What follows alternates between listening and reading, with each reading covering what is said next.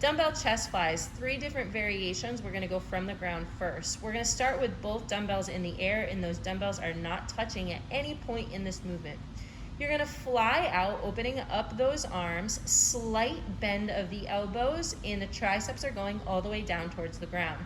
When you're bringing those dumbbells close together, you're almost thinking about bringing those pinkies on opposite hands together as you fly.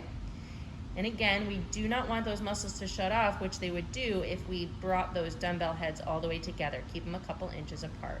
So that's one way to do the movement. From there, we can also use a Swiss ball. When we're using the Swiss balls, we always want to make sure we're either on a carpet or on a rubber mat and not on the concrete. Now with this, Tarkin's going to sit down and he's going to roll himself into position. Now what's most important here is that his hips are not sagging. He has a nice bridge. But also look at his neck and shoulders, they're supported. If he was too far back on that ball, his neck would be dangling off, and that is just not a great position. So again, arms come down, slight bend of the elbows, thinking about bringing those pinkies together and keeping those dumbbells a couple inches apart. Third and final variation of this movement is going to be using a bench, and all of the same mechanics are going to apply. Laying down, making sure that that neck is supported. And coming up.